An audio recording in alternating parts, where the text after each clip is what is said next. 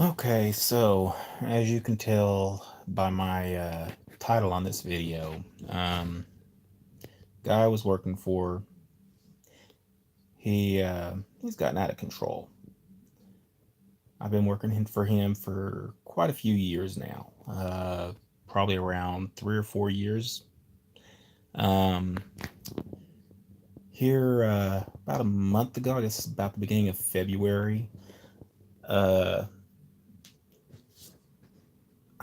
he had me go over to one of his apartments and see what's going on with the bathroom sink and the toilet for the tenant. Toilet wouldn't flush or couldn't be flushed or something, I'm not sure. The bathroom sink supposedly had a leak. Well, there was a lot going on there, and it wound up the vanity had to be replaced, and the toilet needed a few parts replaced. So I get the parts and everything, and I go over there. I install a new vanity, brand new faucet, um, replaced all the drain up to the point where it goes in the wall, just general stuff. Went to the toilet, replaced 3 parts on it that had to be replaced. Got everything together, got it working again. Looks beautiful. Um, Sent him a bill for $150. Now, this same job, most people charge over $300 for, but I'm being nice and only charging him $150. Now, he's also my landlord, and we had some agreements going on there, and one of them was extra cars parked on the property free of charge for me, and I could use 2 of the storage spaces for free of charge, long as I needed. Well, he uh, he decided $150 was too much for this work, and then he says, "Well, if you're going to charge me so much for your work, then I'm going to start charging you for parking extra cars on the property at $100 a car, and for each of the storage spaces you use at $1,000 a piece." And when he said that, okay, now he's at the point where he's trying to commit blackmail or extortion.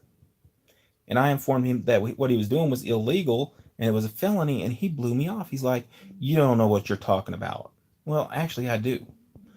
Anyway, then he started giving me 7-day notices saying that he didn't give me permission to park extra cars on the property and everything and all this stuff.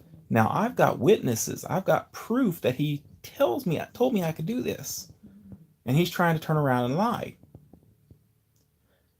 And it's like, you're an idiot. Anyway, so he's been doing this. He still hasn't paid me for this job. He's refusing to pay me. Now, he's gotten in some big trouble with the city because had work done to his buildings that he was supposed to, by law, pull building permits just to do some of this work. And he didn't. One of the properties, he turned what was a storefront and zoned for commercial only and converted it into an apartment and moved somebody in there and then get a zoning variance on top of not pulling a building permit. And it's just one thing after another with him. But he's trying to illegally evict me. And he doesn't care that I've got proof that he's lying to try and do this. He's just hoping I'll roll over him, give him what he wants, and I'm not going to. But anyway, it's been crazy with him. And then stuff in my apartment, I have repairs that need done, and he's not doing my repairs. We have a leak from the apartment above mine from their kitchen sink in the wall somewhere, and it comes down the wall behind my bathtub. I've informed him of it. He blew it off. He didn't even respond to it. And the only way I'm going to be able to get it fixed is to get the city involved. And then he's going to be mad about that.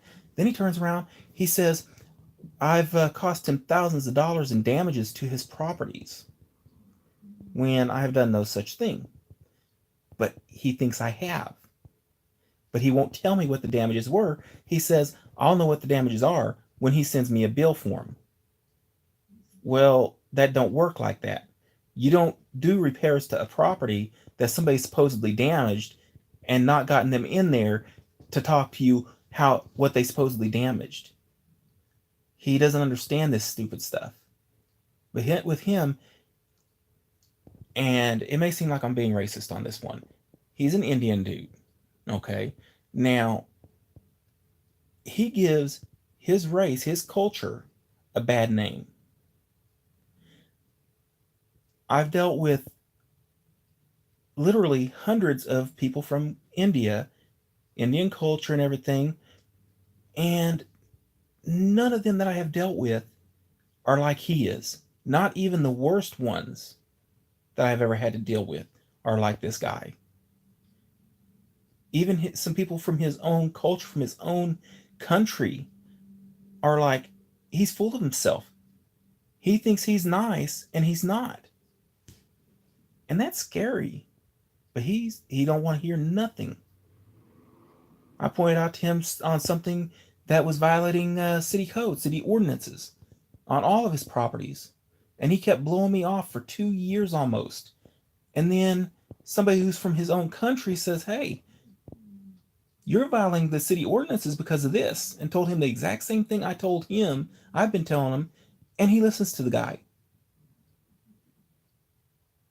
Then he tries to tell me, oh, you're violating the rules of the lease because you're working on cars on the property. Thinking I'm stupid and that I don't know what what we signed in the lease.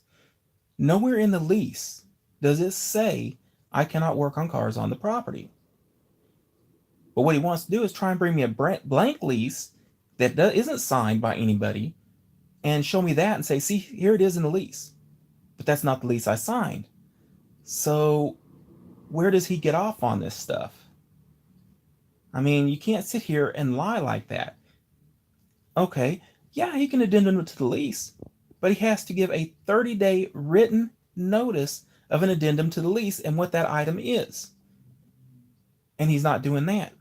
He shows up threatening to have my friend's car, who I was replacing a radiator on in the driveway here, said he was going to have it towed because it was illegally parked and I'm not allowed to work on cars on the property.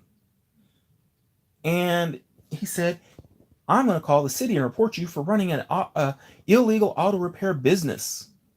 No, it's not a business. A friend asked me if I can do the work for him. Yeah, sure. Not a big deal. There's nothing wrong with that. That's not illegal. Okay.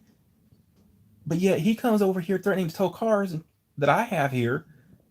But yet it's because I have extra cars on the property. But 2 other apartments at least have extra cars on the property. And he says nothing to them. No notice on the vehicle, nothing. Now, I have a witness that will testify in court that he did this. So he's really digging himself a hole and he don't want to listen.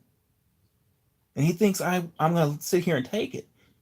All I've got to do, and I've already talked to the Oakland Police Department, all I have to do is go down to the police station, to the front desk, tell them what's going on, and just speak to a detective to file extortion charge and blackmail charges on him. And I've got the grounds. I've got the proof. I've got the grounds now. And he can go to prison for 4 years for the first offense. So he doesn't care.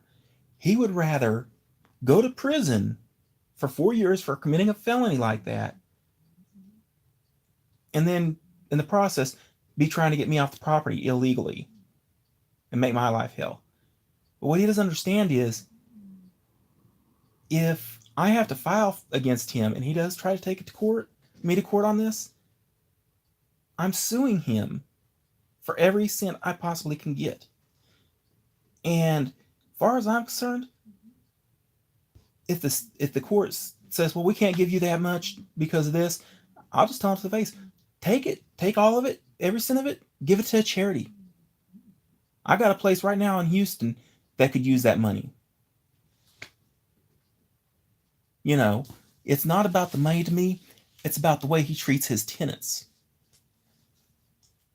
He's got 2 tenants at this property right now that have grounds to sue him. And one already has the case prepared. All they have to do is give their attorney the go ahead, and their attorney will go file the lawsuit against him. And right there, he's going to lose everything. Then he turns around, got another tenant. They're their water heater. They get barely warm water in their apartment, and the flow is almost nothing. And that's because the water heaters that were ordered were too small. In the summertime, yeah, they can keep up just fine. They're on demand, so that's cool. But they're too small. And they were still covered by his money back the money back on it, and he could have gotten his money back and put in bigger water heaters, bigger on demand water heaters that could keep up. He didn't. He says, well, when the tenants start complaining about their hot water problem, that's when we'll start replacing, getting the other water heaters. Okay, well, you're kind of messing yourself over, but that's your choice, you know.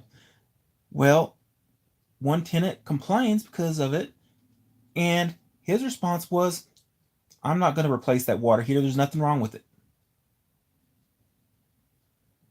And it's like, dude, we've already discussed this. I don't care. We ain't going to replace it. So now I'm in the point where I have to testify for the person that's going to sue him. And it never ends. This is the kind of stuff this guy does. Now, people who know me personally have seen my post on Facebook regarding who this is. I'm not going to say his name, but I had a post on there. He actually threatened to sue me because I was putting out there what had happened. Not illegal. I wasn't doing it illegally. I was putting out there the truth, and everything that I was saying there, I had proof to back up. 100%. But he was mad because it was going out there public where people who thought he was good from his own culture were able to see it. And he didn't like that. So I've still got it there, but he can't see it. And I'm not going to say his name on here. I am going to avoid that.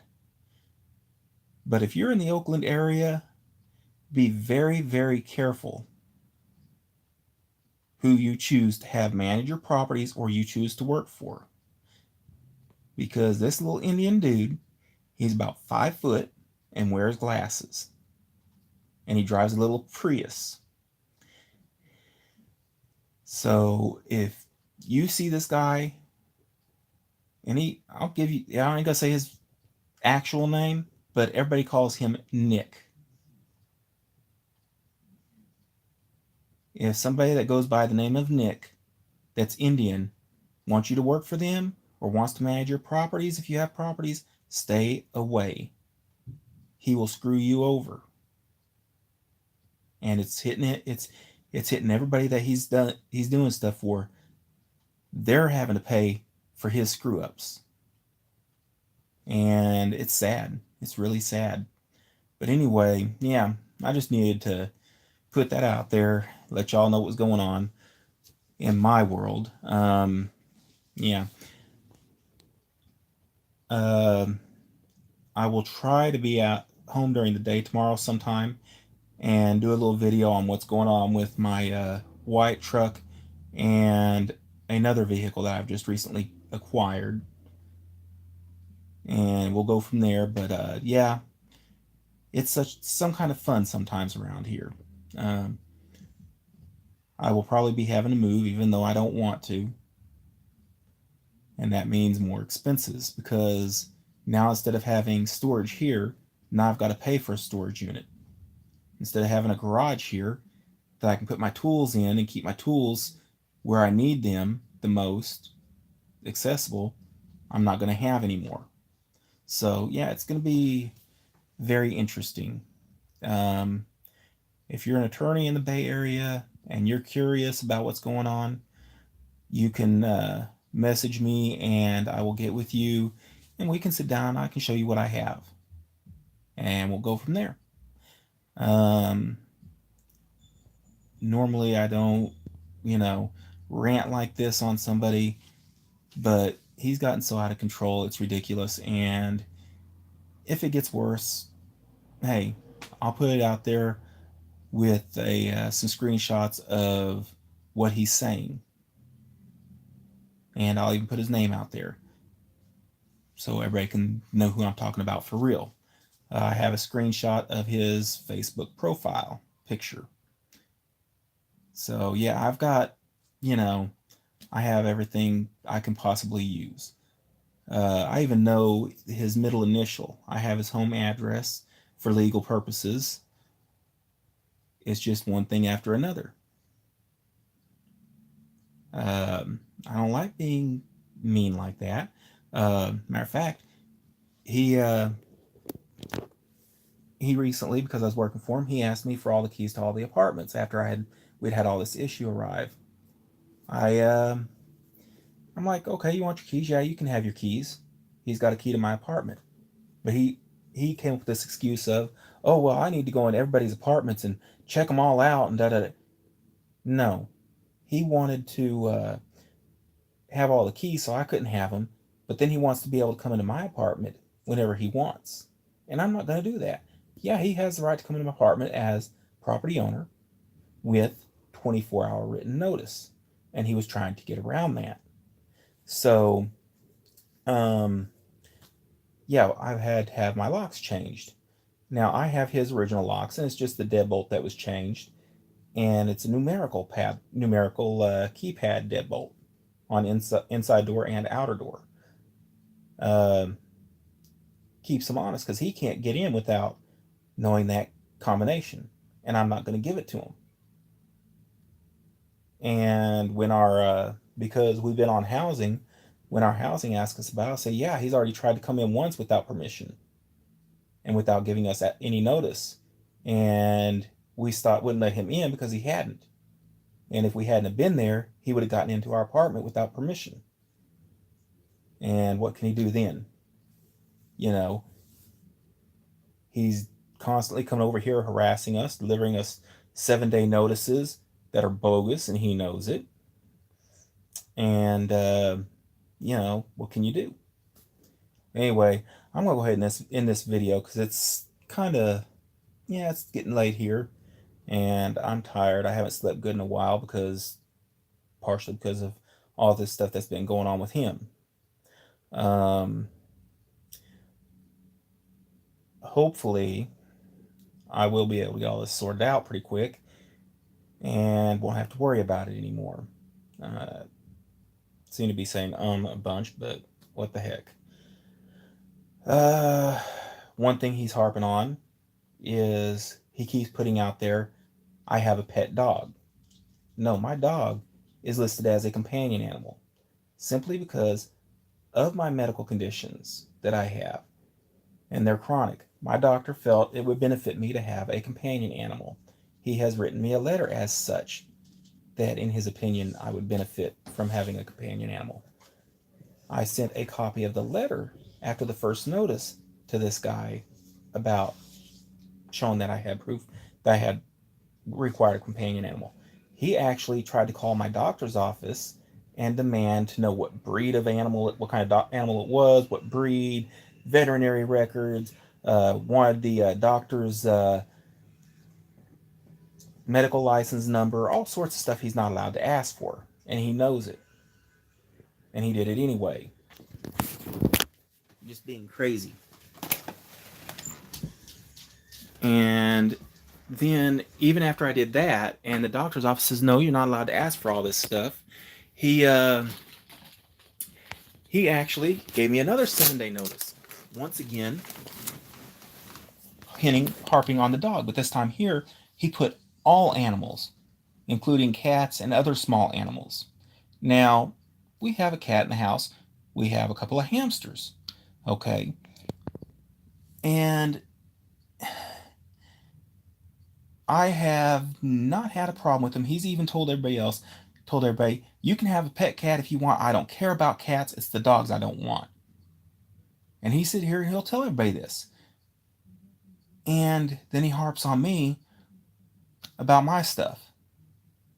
And every time that he's done something like this, they start doing stuff like this, I'm the one he picks on. Okay? So the old lady, the cat's hers and everything. And so when we saw her doctor the other day, the doctor gave her a letter for a companion animal. And in this, it states that she's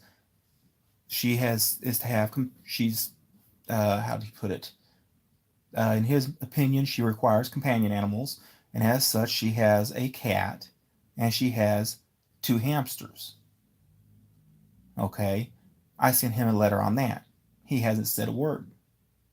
Now I'm waiting to see if he gives me another 7-day notice and includes it on there. Because once he does, hey, he's really messed up because now the doctor, now that he's done this and the doctor has done said, hey, this is what I'm saying he needs, this is what he's going to have. He can't sit here and say, oh no, you can't have that.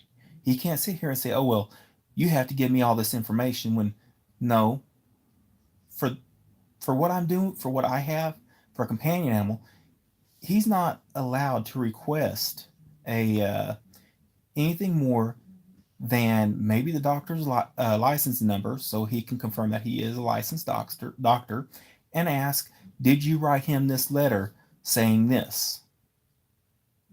Once he's done that, that's all he's allowed to do. But he wants veterinary records and all this. What kind of training has the dog had? No, you can't ask that. That's against the law, state and federal. So he's really trying to push it in any way he can to get me out of here. So I'm just like, you know what? Screw you. You know, you do what you want, but all you're doing is digging yourself a deeper hole. And he don't even care about that. So, yeah. Like I said, if anybody out there is in the Bay Area and they want to represent me or discuss with me at least this, because they're licensed, you know, they're a member of the state bar, whatever, hey, all help will be appreciated. If anybody has any ideas on how I can handle maybe restraining orders or anything else, and they're in the Bay Area, hey, all help will be appreciated. I guess this rant is over. I'm tired. Been a long day, and tomorrow I gotta go do that fence job. No fun. I'm still trying to get all the work I can get. Um, yeah, it's ridiculous anymore.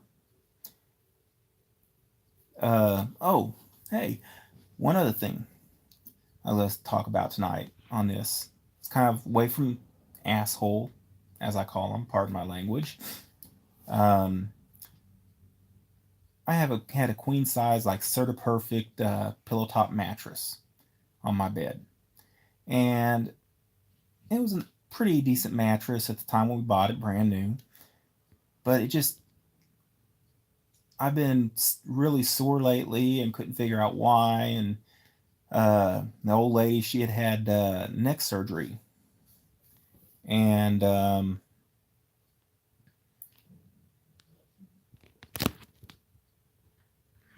anyway, guess no comments yet. She had her neck surgery, and they took out 2 discs out of her neck and put 2 artificial discs in there because she was having issues with her neck. Well, she had to wear the neck collar and all that for a few days for 2 weeks. Well, because of that, it was pretty much impossible for her to sleep in the bed. Just no way to get comfortable. So she had been sleeping in the chair. And anyway, doctor said, "Okay, well you're good. You can sleep in the bed now. You don't have to wear the neck brace anymore. You're fine. You're doing good." Well, she'd come in here and go to bed, and maybe 2 hours later at most, she was back up and in the chair because she just couldn't sleep in the bed. It was killing her. Just that 2 hours leave her sore all day. And I wasn't sleeping real good, so I was like, this kind of stinks. I think we need a new mattress. We both kind of agreed on it. But anybody who's ever bought a bed knows beds are expensive. Just the mattress alone can be very, very expensive. But anyway, I happen to, because of our tight budget right now, I was like, okay, well, let's see what Walmart has, because I've seen some mattresses there just to see what they've got. And they had a 8-inch memory foam mattress for $250. Okay, that's cool. So I wound up buying that, and I brought it home.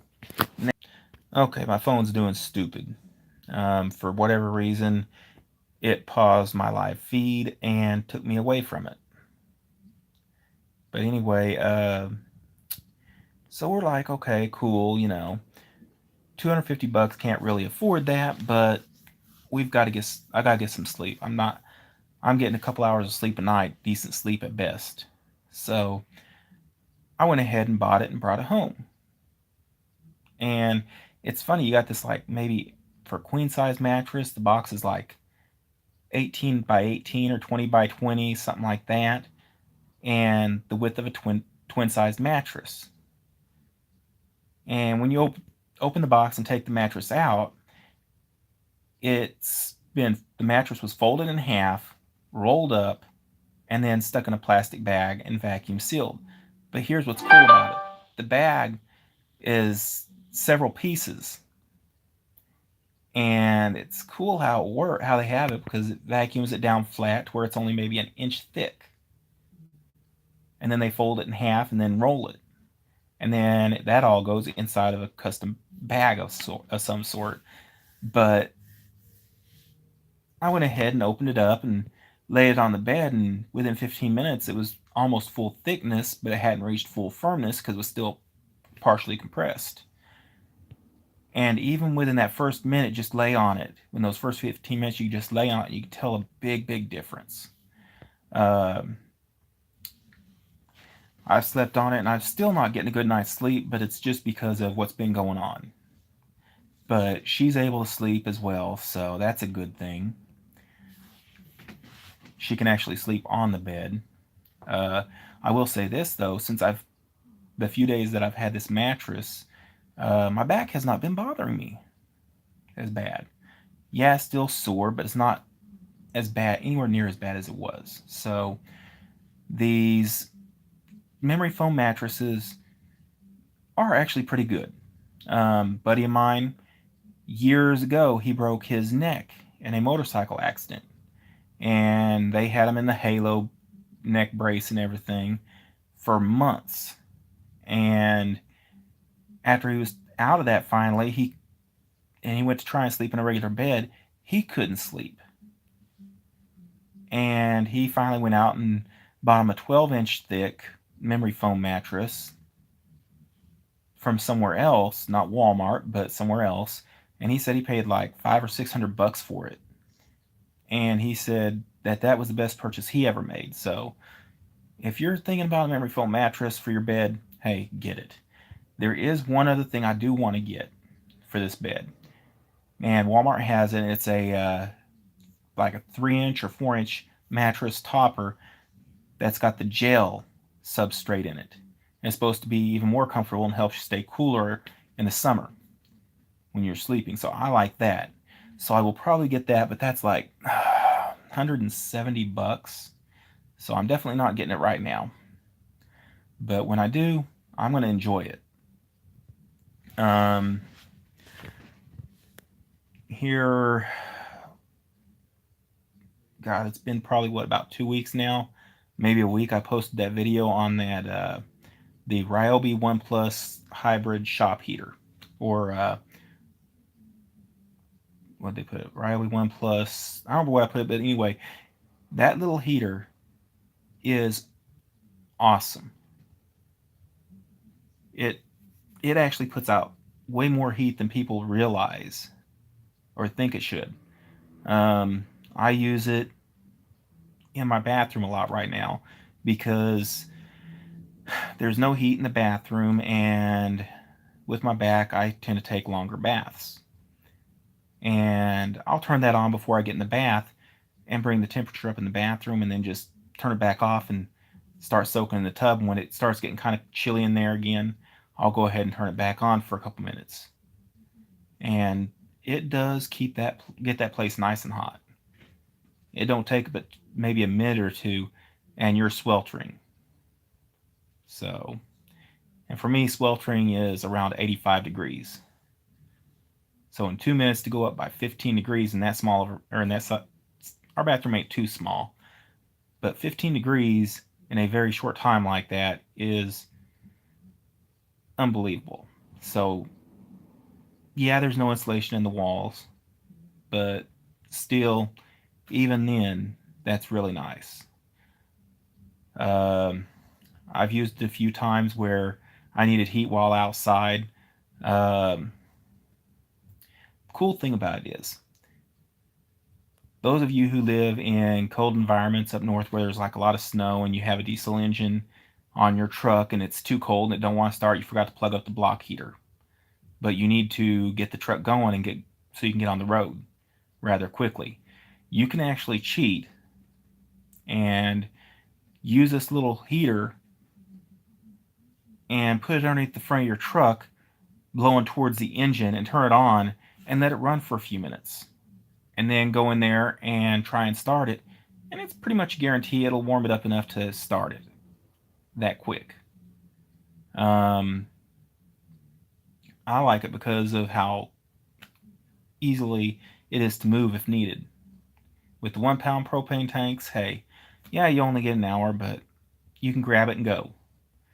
If you need more runtime, possibly get you the hose kit and a 20-pound tank, and you're good to go again. And you can run for 20 hours straight if you want. Uh, Depends on what your needs are. But yeah, so that was, in my opinion, that was a good buy. I've been wanting to try and get, and it's all kind of messed up. I need to get a sponsor for my channel. And unfortunately, I ain't been able to get one. So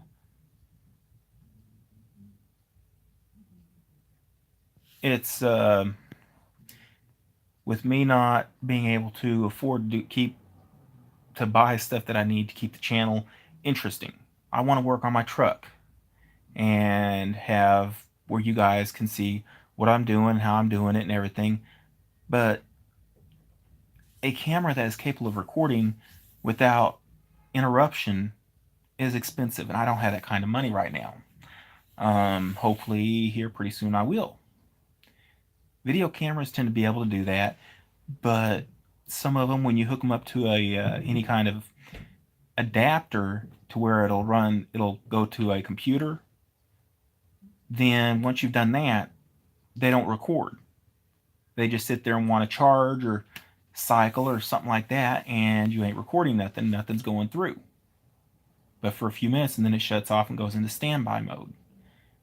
And that kind of stinks because then you're not able to do your live video. There is an option I could do, and I might go ahead and do it here pretty soon, of a, how would I say it? Using a webcam. Get me a couple of webcams and set them up with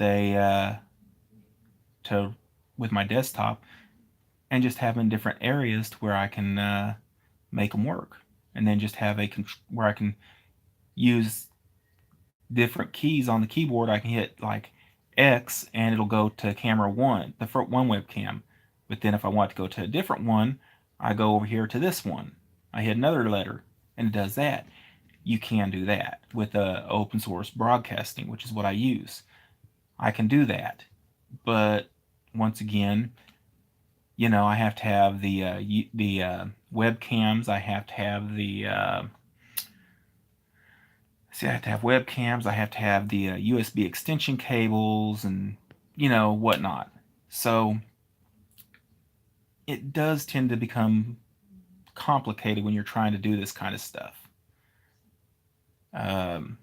Hopefully everything will change on this and I'll be able to do it. I have started working for somebody else. I do jobs for people who need things done. Got a buddy of mine. He had to do some repairs to one of his apartments, and he'd gotten the repairs done, and he had paid somebody to clean the apartment for him because the apartment was empty and he was getting ready to rent it out. And they went in there. He hadn't paid them all yet, but he paid them 3/4 of what they were supposed to get paid to clean the apartment, and they did I call it a half-assed job because it wasn't very good. he wound up having me come in to finish the job. And I was there maybe, I don't know, 2 hours, if that. And I had made a major difference in the look of the apartment. I did everything this other person was supposed to have done and didn't do. And I even did stuff that they were supposed to have done and they said they did, but it just didn't look like it to me. So it was one of those things of you just gotta do what you gotta do. But I got the money. Wasn't as much as I should have gotten for the work I did, but he had already paid somebody and couldn't quite afford really to pay somebody to do it again. So kind of a letdown there. But I'm actually going to be going with him out to his property. Oh, it's about an hour away, I guess, to Stockton. And that's where I'm going to be doing a fence job for him, fixing some fence panels that are falling down. And that'll be a nice little bit of income. Enjoy that. I had, there's a guy who has a sign company down here. And somebody he knows, I've done work for him at his shop where he needed something done and got that done for him. So somebody he knows needed their security camera cables rerouted because they had done some renovations and the cables weren't where they needed to be. So he wants me to come and take care of that for him. Okay, I'm going to be doing that this weekend. Sadly, I don't get to record it. Now, my big job that I'm supposed to be doing, which I'm trying to get going again, been crazy on this, is delivering furniture for this company. And I did that, oh shoot, what was it? October, I did some deliveries. And then in November, I was supposed to be doing some deliveries here local. And something happened. We had that was delayed big time, but he needed somebody to go down to Houston and all this to do deliveries. So I wound up going out there and doing the deliveries, going up basically, I did Houston area, I did up to Oklahoma, did into New Mexico, then wound up in Colorado in Denver area. And that was kind of an interesting trip. Went up some really steep hills in the dark in a 26 foot box truck with a lift gate on the back. And I don't know how many thousands of miles we drove in 2 weeks, but I was never so glad to get back home. Matter of fact, I got home 2 days before Thanksgiving. And that trip there was,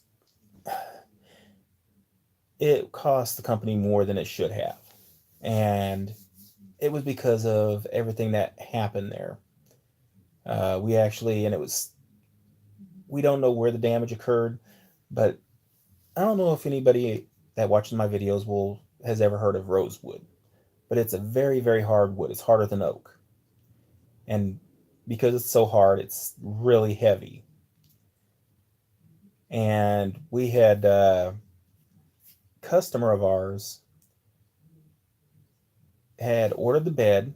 It was a nice bedroom set. It was headboard, footboard, bed frame made of rosewood. Real nice bedroom furniture.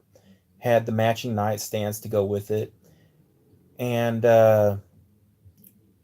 we had, oh God, it made me sick to think about it. We finally get out there. It's the middle of nowhere. We have no cell signal, nothing. We get there using GPS, and we get the furniture or got most of it uncrated, got everything in. We're unwrapping it as we're able to bring it in, and we got the headboard and footboard in, which was the last two items. But I noticed on the headboard, the cardboard box it was in had a couple of holes in it in the shape of forklift forks. Okay, this is not a good sign. So we get it out of the cardboard, unwrap it, and sure enough, a forklift had hit it. and you couldn't see it until you got it out of the crate, because one of the crossboards that went across from end to end was right up above the holes for where the forks had hit. And what happened is there was a seam in the wood where two different pieces were used, but they were glued together. Well, when the forklift hit it, hit right above or right below that seam and split the seam. It could have been fixed, but the customer was so upset. They didn't want to wait any longer for their bed. They wanted us to take everything with us. The nightstand. Okay, it did it again to me. YouTube is, the YouTube app's getting ridiculous. Um, it was weird because the customer had already waited like 2 months, and it took longer than usually. It takes about a month and a half to 2 months. That's normal, but that's because it's coming in a shipping container from India. Okay, then we have to wait for customs to release it and all this. So, you know, 2 months for what we're doing isn't too bad, and it's made when you order. It's not pre-made and then you order it and then we just pack it up and ship it. It's made after you order it. So I kind of felt bad for the guy having had to wait for so long and then have that happen. But we had no idea where it had happened. But looking back, we think we know. And it happened when it was being loaded into a semi to be brought to us where we were at. That's all we can figure. So we had to take that and get rid of it. Now the nightstands went to a resale shop that we had they had located for the company. Then it was a nice consignment shop. The bed frame, well, what can we do with it? You know, it's I think it was a king sized, but because of the damage, it wound up not getting to be sold. So the wood's still good. It can be used for other stuff. Well, my dad, he likes to do a little bit of woodworking, and since he lives out there in Houston and everything, we just dropped it off at his house. You know, they said just throw it away, burn it, whatever you want to do with it. So I gave it to my dad. I don't have a king size bed, nowhere to put a king size bed. So that was fun. Then little things like that happen. Now the company has had a lot of damage done to furniture. They're not sure where it's happening. But one thing we are doing is we've made some changes now, because we know that the warehouses obviously aren't being very careful with the furniture, bringing it, unloading the shipping container, and then all this stuff. So we're changing some stuff. We got the company has gotten a bunch of GPS modules. But the cool thing is, not only are they GPS, they can sense shock. They can sense tilt. So it's a really nice setup. And they got a good deal on them because they bought 50 of them at once. And the battery's supposed to last up to like 30 days or something like that. But depending on what your settings are on it, it can last a lot longer. So we got 50 of those. And then we turned around and the company had to get 50 SIM cards so they can be connected for GPS coordinates and whatnot. Okay, that's cool. That'll work fine. But then the SIM cards also had to be activated. So we had to do that. Now, my new boss, he asked me to come by and talk to him about the business and everything. And then he hands me these two big boxes of GPS modules. Now, these things are pretty decent size, and they're by themselves, one at a time. Yeah, they're a little heavy, but they're not too bad. But when you're trying to pick 50 of them up, it's heavy. You notice the weight. So what's going to happen? What we do with those is he gives them to me. I had to charge them up. Okay, and I got them all charged up over like 2 days, 3 days, whatever it was, and perfect. Then when the SIM cards came in, I went and picked those up from him, took them home, and then he got me set up where I could activate them. Got that done, got it taken care of, all 50. That was a pain in the butt because my back was killing me. Found out it was bad later on. But anyway, I got all 50 activated. Got the SIM cards in the GPS modules. Now I got to give each GPS module send it a text message so it knows to begin doing what it's supposed to do. Because until then, it sits in basically a standby mode and does nothing. So that's kind of like what's going on now. Is that now what I'll do after I get them all activated, is he'll have some cardboard boxes ready and shipping labels and everything, and we will box up all the GPS modules and ship them to India. Once they get to India, to the company, the part of the company there, they will take it and wrap each one up with each piece of furniture. That way there, if there's any kind of impact or anything like that, we know when and where it occurred. And we'll know if it occurred there or occurred at the warehouse or with the company that was doing some of that handles a lot of the deliveries for them. Takes stuff that's come in to like down south in Long Beach to the docks there, and then is shipped to wherever else it needs to go. We'll know if it happened at that warehouse, or we'll know, we'll have a better idea of where the damages are occurring. And then as we're delivering the furniture, we take the GPS module back out of the furniture as each piece is delivered. And what that does is that allows us to find out where all the damage is occurring, and if it's our company that's at fault, then we can turn around, we can fix it. But if it's a shipper that's causing it, then we can turn around and tell them, no, you've damaged our furniture, our property here, doing this. Now you're responsible for the damages. And they can't sit there and say, oh, no, we didn't do it. Well, hold it. I show there was an impact at this time on this date, and at that time on that date, you were the one in possession of it. So that does cover a lot of ground there. So we're working on doing some changes. This is some very nice furniture. One thing that I've delivered quite a few of is this. It's a nice kitchen table. It's made of the rosewood, and it's about 7.5 foot by 7.5 foot. And just the top alone, without the pedestal base that it sits on, is nearly 500 pounds. The base is like 100 pounds. It's all me and my co-worker can do to pick that table up and bring it in on edge and get it in your house.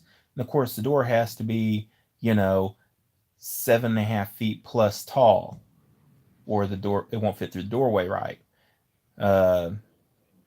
If it's only 7 foot, we can squeeze it through there, kind of at an angle, but it's got to be a 3 foot wide doorway, and it can't be anything less, because even at the 3 foot wide width of door opening, it barely fits. So we found that one out the hard way. But yeah, it's one of those things. We've identified some issues on the company's behalf. They had a nice China hutch that somebody had ordered, and where for the feet it had these nice round balls made of the rosewood, and it was a real nice piece of furniture, and they packaged it quite well. But the one thing they didn't do is allow for any bouncing in shipment, because roads ain't perfectly smooth. And sure enough, by the time it gets to the customer's house, those ball feet had been crushed. And of course, the customer doesn't want anything to do with it. Nope, it's got damage. I don't want to touch it. Take it with you. So now the company has to replace this. And it was just one of those things. What could you do? So when I found out about that one, I was kind of upset. When I see, for me, I don't own the company, I don't own any share of it, nothing. Okay. But when I'm out there delivering and I get a piece of furniture to deliver and I get it out there and get it opened up and it's got damage to it, it makes me sick because for me, that puts my name in bad standing. Even though I didn't cause the damage, it's still, it's like I'm the one that's at the end and it makes me look bad. And if I look bad, then the company looks bad. So now they have to pay for this furniture to be repaired or replaced. And of course, the lady's like, no, I don't even want it, even if you repair the feet on it. I want it brand new. So on this one here, they wound up taking it away and throwing it in the garbage. That was not a good thing to have to do. Then they had to go and make another one, which cost a lot of money. Then pay for the shipping to get it out here from India, and then pay for it to be delivered to her for the second time. There's their profit. They made no money off that job, off that one piece of furniture they lost. They didn't make nothing.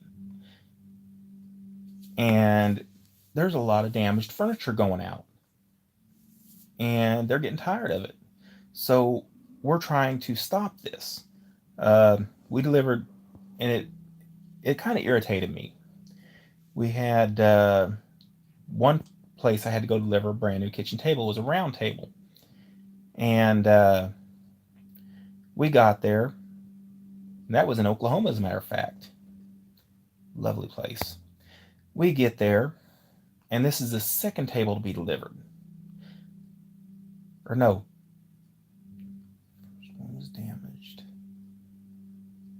Okay, yeah, this is the third table. Make it. We first table that was delivered to that house, or supposed to be delivered. They the end company that was supposed to be delivering at that time, they they're in the warehouse getting it ready to be loaded on the truck, and whoever was running the forklift ran into the table with the forklift, with the forks. And they called the lady right away and said, hey, look, our guy just ran the forklift into the table and damaged it. We're not even going to try and bring it out because we know it's damaged. So the company wound up replacing the table themselves. So it didn't hit my company in pocket, that one. Just caused a lot of hassles. So they ship out another one, the second one.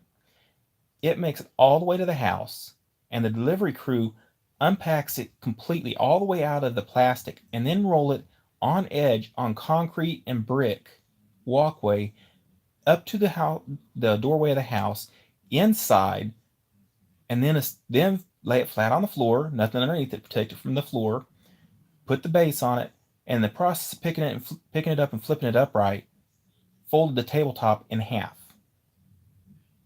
It split. So that table was ruined. Now comes the third one that I'm delivering. Me and my guy, we unpacked it out of the wood crate outside, but we left it in the cardboard and shrink wrap and all that to protect it. We roll it inside on edge. That's why we kept it like that. Lay it on the floor, unpack it, put the pedestal on there, go to flip it upright, and we discover that whoever built the table didn't do a good choice of picking their wood material. And they had an occlusion in the wood right there at the very tip of the toe of the pedestal base. And when we were flipping it upright, wouldn't you know it, that was the toe it happened to be on. Now, that's something that was beyond my control.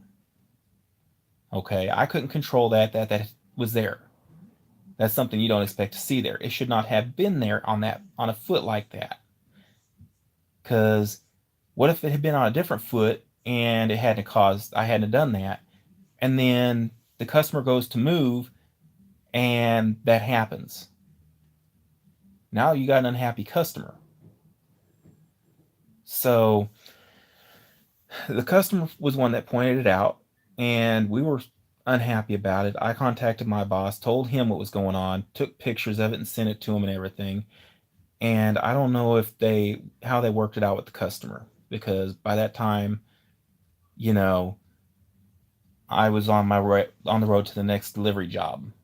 So, yes, things do happen in this business, but that's to be expected. But when you get stuff that shouldn't have happened happening all the time, that's when you've got issues in the company. So that's one of the reasons why I was hired is we're stopping all this. We're trying to put a stop to it.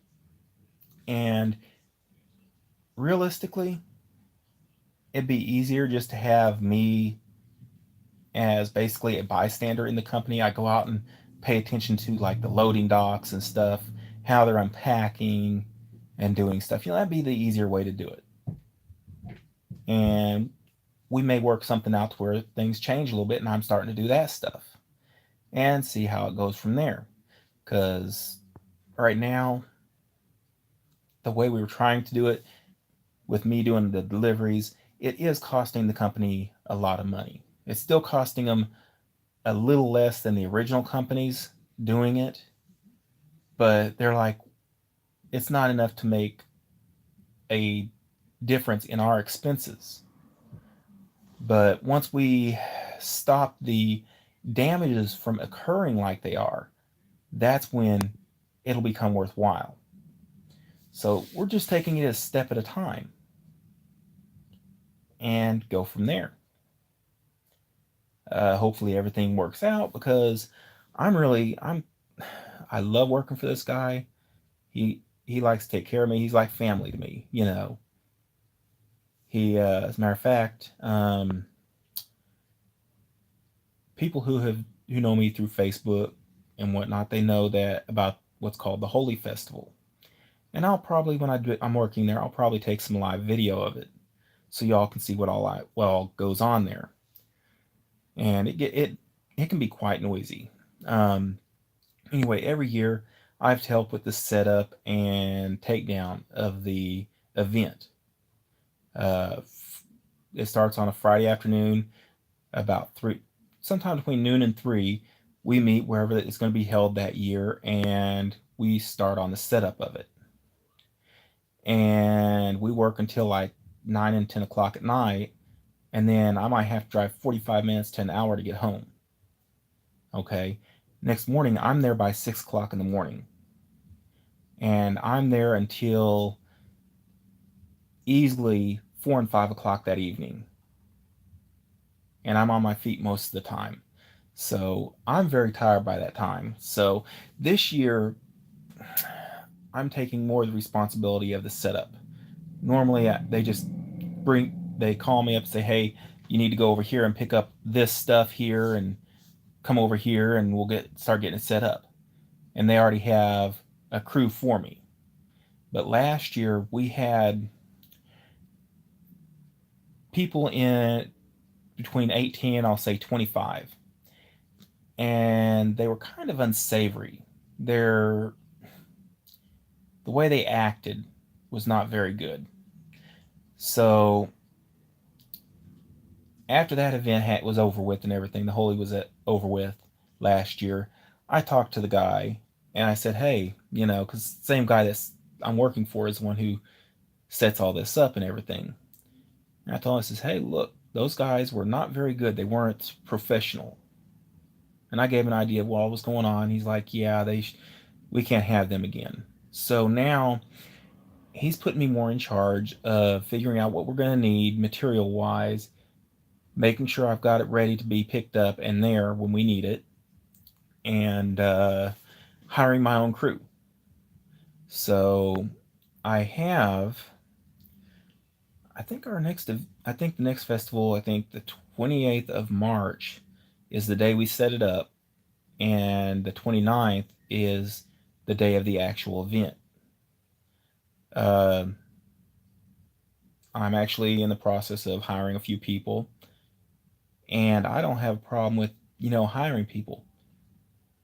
But when I hire somebody to do a job like that, where you've got to deal with a certain culture and there's certain things you don't do, you know, and a lot of it's what these young people like. They think everything's sexual.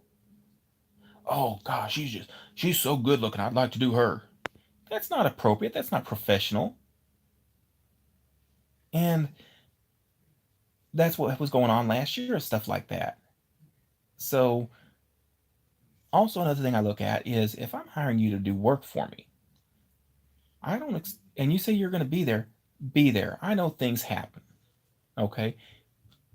I've hired you and asked you to come work for me and you're like, "Yeah, yeah, cool." And then that morning you wake up and you're sick as a dog and can't get out of bed and everything. Okay, yeah, that's an understandable thing. Don't just not show up. Call me, text me, say, "Hey, look, I'm sick as a dog. I can't make it. I'm sorry, I apologize, that's fine. I'm gonna tell you, don't worry about it. Go stay in bed and get you some rest. Don't worry about it. We'll make do without you. I understand it." So that's one thing I look at. I'm gonna if I've already had you working for me and that's happened before, you've missed one day and you didn't show up or anything, I'm gonna be upset about it. But you come back and you're like, "I'm sorry, my bad, man." I'm like, "Okay, I'll go ahead and give you another chance." But don't think I'm gonna keep giving you chances, you know what I mean? So I've got 3 people right now. I need about 4 more, 3 or 4 more people that I'm gonna need to help. And I can't I can't say they're people that are gonna be working with me, helping me set up and run this for this guy and the rest of the group is gonna make an arm and a leg. No. You know, I only make a couple $100. That's all I get out of it. And I more so I enjoy doing it because I get to meet new people. Text message. I enjoy helping people when I can. And it does make a difference. So, you know, I'm looking forward to, you know, if somebody's in the Bay Area, especially the East Bay Area, you know, Oakland area, should I say, and you want to do something to help out and everything and help me with the holy event, you know, PM me. PM me. I'll hire you for a small job here and there, just see how you work, see what your work ethics are and everything, and we'll see what we can do. And you know, I don't mind doing it. But the key thing is I have to be able to trust you. Prove to me that you're trustworthy, and anytime I have work that I need done, anything like that, and I need somebody to help me, I'm going to give you a call. I'm going to say, "Hey, you want to come and do such and such? I can give you this much to do it." And I've done that many a time. I've helped many a person that needed money and didn't have anything. They're like, "Hey, I need some work. You got anything?" Uh, well, no work really, but then I'm like, "Well, I need this done, but, you know, really can't afford to pay anybody to do it, but hey, I need it done and I don't have the time to deal with it. Come on over. I'll go ahead and hire you. Give you a couple hours work." So that's how it goes. Just had one of my neighbors text me. I had helped them out earlier today, and there was a lot of stuff going on there. And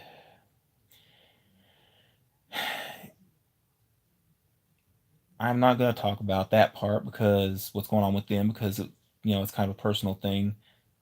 But they're friends of mine, and they've had some issues arise between last night and today, and they really need to be kept in people's prayers. They've had a lot of bad stuff happening, and they'd had just recently the guy's wife had a death in the family. Her sister passed away, and they're only in their 20s, and it kind of sucked. I felt bad for him, but that happened a little over a week ago. But then other stuff has happened today, and it's really affected her and him a lot. And they have a baby to take care of. Um, I help him out as much as I can because to me he's like family. Here a couple weekends ago, was we had a birthday party for her. He wanted to throw her a birthday party, but he didn't have the money to do anything. Wanted to have a barbecue birthday party for her because she's she's worth it, for him. Well, what did I do? They don't have the money for it. Okay, I went out and I spent some money, and God, I don't know how much I spent. I probably spent about $200 on stuff for the party. Set it up. Everybody had a good time. Delicious barbecue, wasn't ribs or anything. It was just burgers with made of black Angus beef and bratwurst and hot dogs, But it was the camaraderie ship that really made her day. Now, unfortunately, she had had a bad cold. She'd been sick up to that point, and I was able to keep it warm because we weren't doing it inside any of the apartments because really no apartment big enough to handle a bunch of people in there. So we just used one of the parking stalls that was enclosed for the most part and put a curtain over one little area of the door to go through, and that helped keep the heat in, and we just ran heaters in there. Perfect. Uh, Next day, she really, really got sick. That was a Saturday we had the party. Sunday, she was really sick. He took her to the emergency room, and she had an infection in her throat. And kind of felt bad about that, What was kind of funny is a few days later, after the party, I had a cold. Yeah. And it was a weird one because I didn't do a lot of coughing. Didn't really have the urge to cough. It was just itchy throat and sinuses and a major lack of energy. Um, I still do a little bit of coughing now. As it was getting better is when you start to cough a little bit. Um, yeah, it's been fun. It has. I'll do anything. For me, you're a friend, you're family. You may as well just be a part of my family because I'm gonna look out for you. But yeah, it is worth it to be like that sometimes, but sometimes it's not. You know, the guy I was working for, the one I refer to as asshole, he he acted like he was a good friend and everything, and then started doing stupid stuff, and is like, I love you like your family, but you're being stupid, and you know, it's like, is it worth it to consider somebody part of your family when they're doing stupid stuff, or is it easier just to let it go? And I kind of let everything ride for a long time, and finally, here this last thing when he decides I'm charging too much for a job was like the last straw. So now I'm moved on with him. I don't have to worry about him because hey, he's gonna his turn's coming, whether he realizes it or not. It's gonna be a legal issue with him. It's gonna become where he's gonna try and say, oh well, da da da, and I don't like being like that. And it's like the guy, one of my friends, is a friend of his, and he usually listens to his friend. When his friend tells him, hey, you need to leave it alone, he'll leave it alone, but he's not doing that now. And it's like I told my friend, I said, hey, look, realistically, all I want him is to do is just leave me alone. Stop trying to lie and say he didn't do this. He did it. He knows he did it. Don't play this game with me. Leave me alone. I don't want to be going down to the police department and filing blackmail charges on the guy. I shouldn't have to do that. When I told him that what he was doing is illegal and it's blackmail, he should have said, you're right, my bad. I shouldn't have said that. I apologize. Don't worry about it. You're good. If he'd said, man, knock $10 off for me, I might have done it. But the way he did it is just, no. Now it's to the point. I've already filed theft of service charges on him.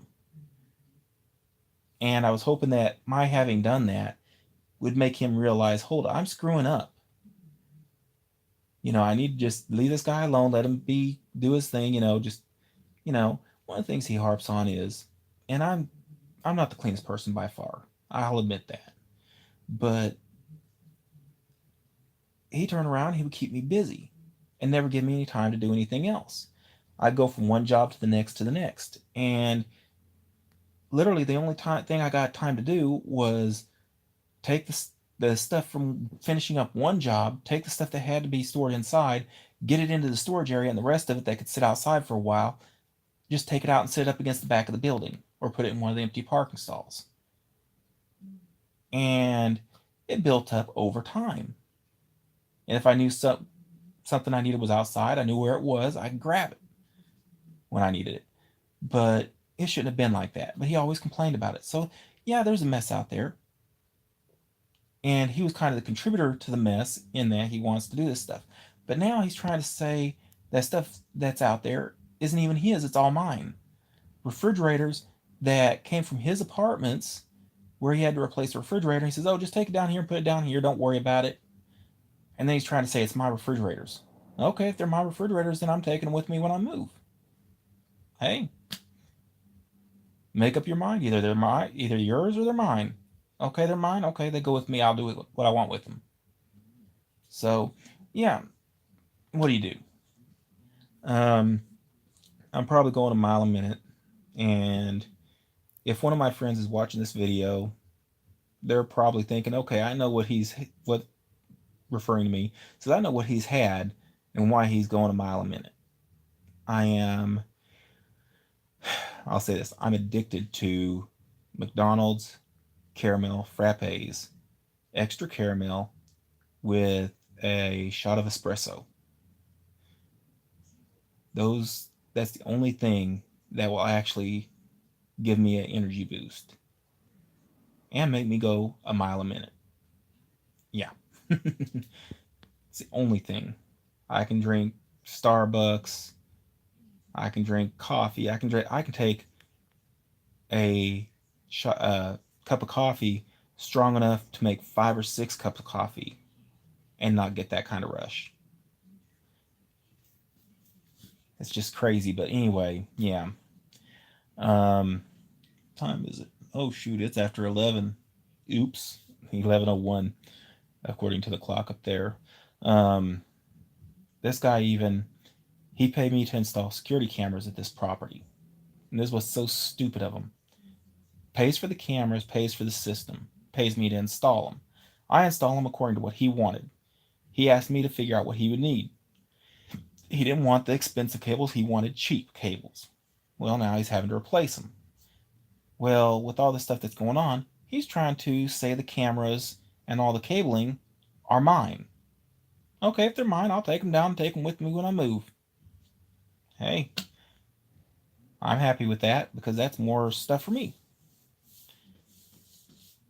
And I will use them wherever I can.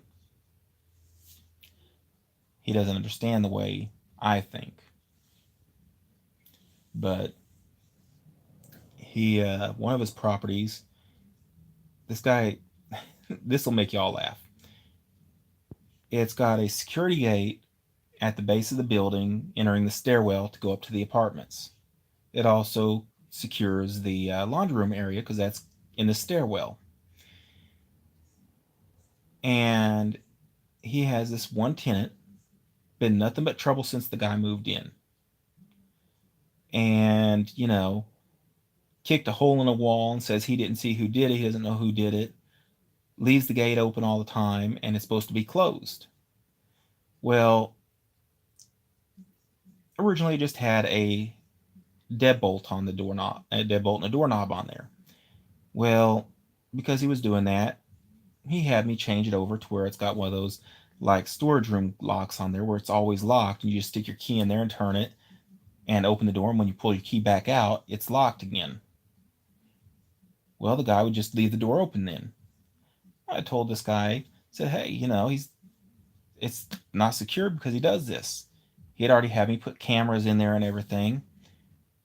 Well, now he goes in there after all this is started up, and the DVR is missing out of the cabinet I had built for it that was in. he calls me up. He says, "Hey, where's the DVR for over here?" I don't know. He's trying to imply I took it. Okay. DVR is completely missing. Now, that's his fault. And he tried to act like it was mine. I said, "Hey, it was in there last time I was over there. Your one tenant keeps leaving that door open, the security gate open. That's your fault. You keep him there, but yet two of your best tenants in here, you're trying to get rid of them. You've already gotten rid of one." This guy was actually going to turn around, gives this tenant a notice. It's like a 60 or a 90-day notice of notice to vacate premise, because he's going to turn around and clean that apartment up and rent it to put his daughter in the apartment, move her in. He had no such intentions. He admitted to me that he was actually going to rent it out to somebody that's on Section 8 housing, because at the time, the way California law is written, there was no, he can go up on somebody that's on Section 8 housing or on housing, their rent as much as he wants in one hit, as long as it's still within market. He can go up $1,000 on their rent if market supports it in one hit. But if you're paying your rent on your own and you're not on housing, he can't go up by like 1% per year on your rent. Well, when he was doing this, he'd already given the lady the notice. She'd already managed to find herself a place to move to when he admitted this to me. And I said, "Dude, you can't do that. That's against the law." He says, "Yeah, I can. My attorney said I can do it. It's perfectly legal." I said, "You need to fire that attorney and get you a new attorney, because that's not legal. You cannot rent that apartment for 3 years now. You cannot rent that apartment to anybody. Either you or your daughter have to move into that apartment, or it has to stay empty." And I said, "There's only one way you can get around that to where you can start renting again. And that's where you tell the tenant, 'Look, I need to rent this apartment out. She doesn't want it, whatever,' and pay the tenant off. Because as soon as you don't, and you just put somebody in there that's on housing or rent to anybody else, she can sue you and you'll lose everything." But he don't want to do that. He don't want to pay her. He would rather sit on that apartment and keep it empty until 3 years has passed. Why? Why? If I made a mistake like that, I'd go to her and say, "Hey, look, I made a mistake. It was my fault. I shouldn't have done it. Here, let me give you a couple $1,000s. I feel bad for it. You went through a lot. You shouldn't have had to. Here's your couple $1,000s for my having made this mistake. Let me rent. You don't mind that I rent that apartment out? I'm happy with it." She'd been like, "Okay, yeah, that's fine. Just a couple $1,000s. You're good." But he didn't want to. He don't want to do it. Same one who would rather try and lie on me to get an eviction rather than pay me 10 or 15 grand to move. That's how stupid he is. So, go figure. But anyway, I guess I'm going to go ahead and end this video. I just decided I'd give you all an update, and probably went a little longer than I planned, but oh well. We'll see what happens, see how tomorrow goes, and I'll let you know something about what all I've got going on as far as vehicles. So you have a good one. Please comment, like, and subscribe, and have a wonderful night.